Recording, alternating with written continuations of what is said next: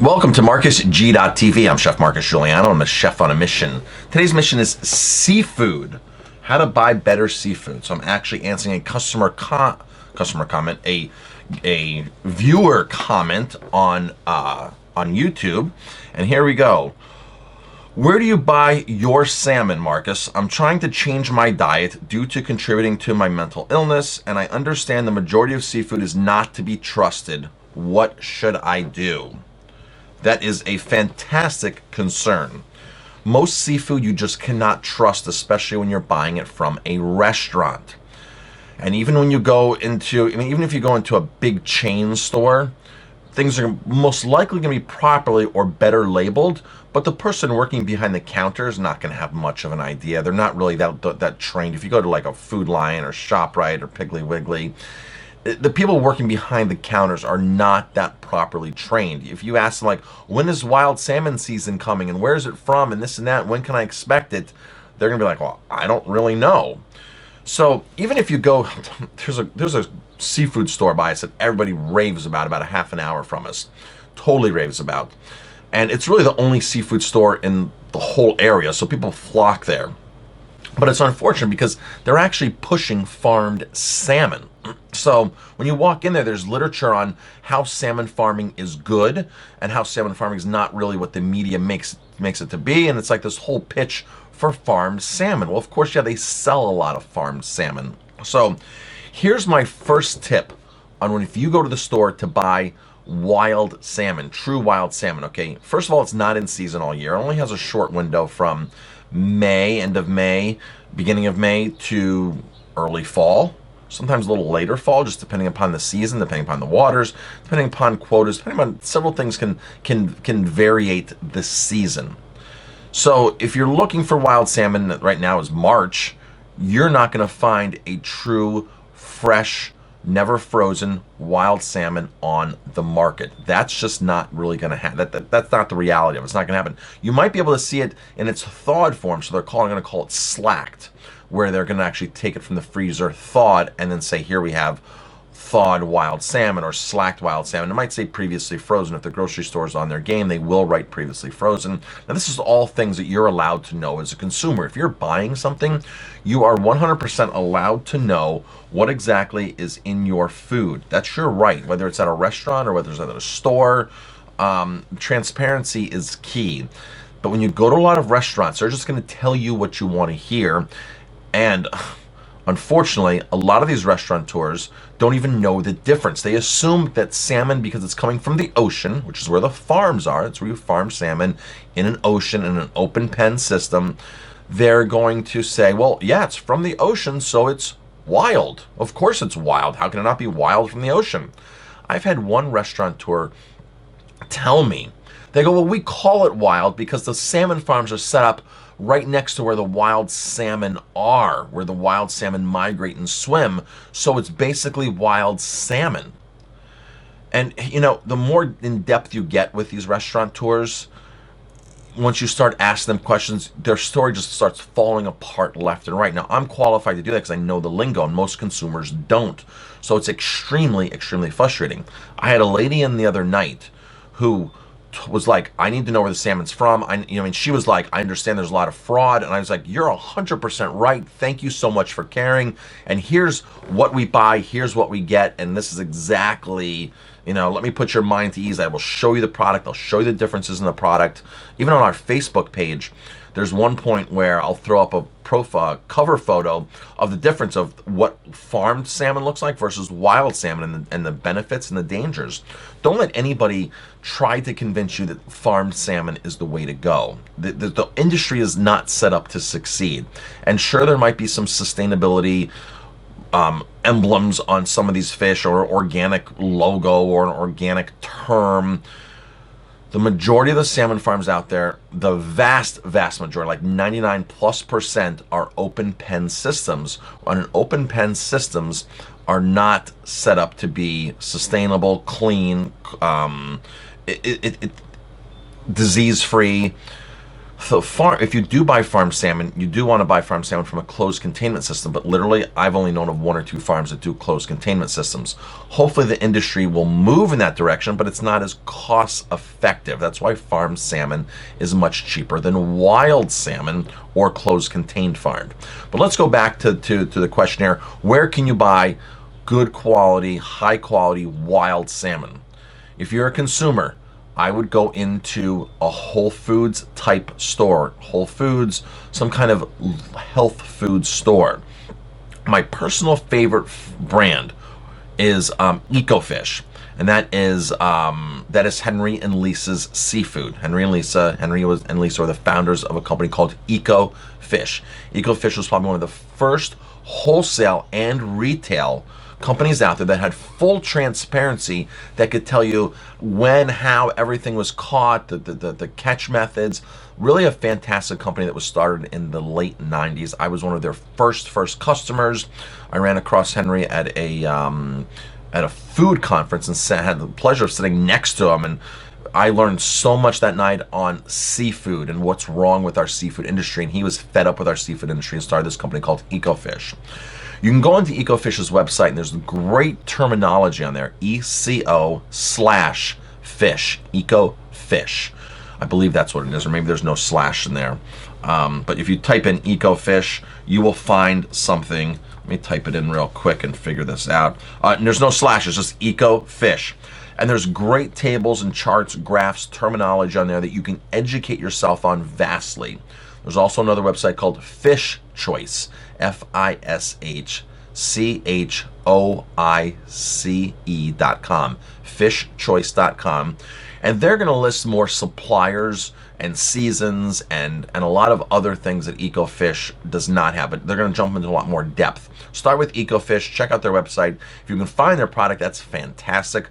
I'm not getting paid from them. I just believe in their product. Great couple, great business. There's also a company out there called Vital Choice. Vital Choice does primarily wild salmon. Vital Choice is another great company. They've been in the game for over 10 years. So Vital Choice carries wild salmon, wild seafood. They're a really good company. But when you go to a Whole Foods type store, Whole Foods or one of its counterparts, preferably an independent if you have that option, you're going to want to go to the frozen section, and don't let frozen throw you off. Frozen is the way to go.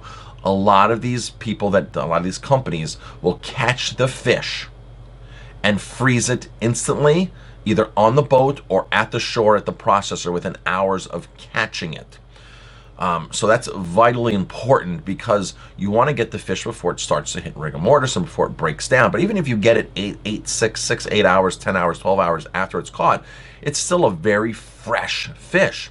When you buy fish that's never been frozen, it's been caught, it's been sent to the processor, it's been sent to a distributor, to an airport, ground transportation to the distributor, back to the grocery store or to the restaurant, you're talking of 6, 8, even a 10-day lag time. And once you get out of the salmon realm, once you start using George's Bank fish or tuna, things like that, the boat goes out for 10 days. So the fish is on ice for 10 days before it even hits the dock sometimes. So there's a huge difference between the freshness of frozen fish and fresh fish that's never been frozen. So frozen at sea, frozen on shore, frozen when it's caught is totally the way to go. And the great thing about that is it supplies you a better price, because they're catching the fish at peak season. When the fish is in peak and there's abundance of it, so not only is it in peak season for price, it's in peak season for quality, and it allows you to ensure that you're going to get this product year round. So we actually source a line caught, a troll caught coho salmon. That means they're not netted. Once you start netting fish, the fish go through more stress, they get bruised up. It's a different way of catching. If you go to ecofish.com, you'll see all the different catch methods. And when you study that website, give it an hour, you will learn a tremendous amount. And then when you go to a seafood store, if you go to a restaurant, you will have so much more terminology than the average person just on bycatch and sustainability and all that kind of stuff.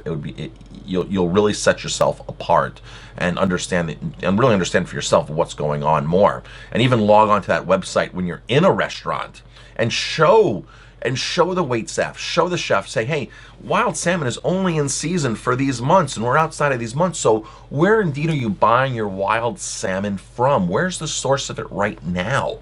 And they're going to say, oh, it's from Canada, from British Columbia, or this or that. And you're going to look and say, hey, that's not in season. That's either frozen, which is fine, or it's a farm salmon that you're labeling as wild salmon. Now, here's my biggest concern. Here's my pitch to anybody who is eating seafood. Seafood is one of those things where oceans are not as clean as they used to be. They keep getting worse.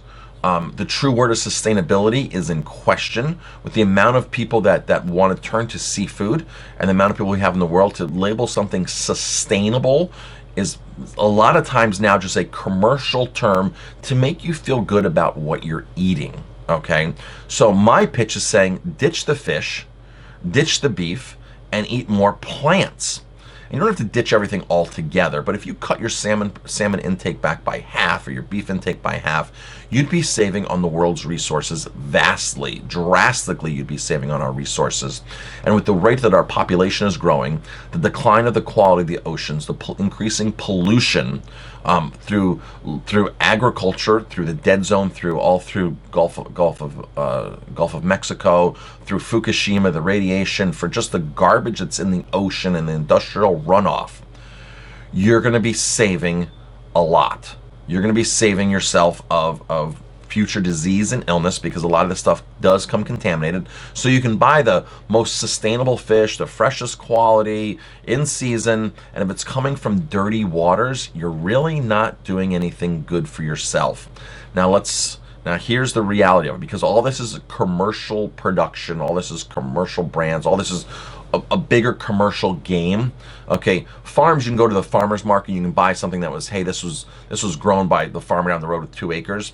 Seafood is one of those things where you can't really do that. Sure, if you're close enough to the docks, and you can buy from a smaller boat, but it's all coming from the same source. It's all coming from the same ocean. It's all coming from the same catches. It's all coming from the same population. It's all coming from the same pollution.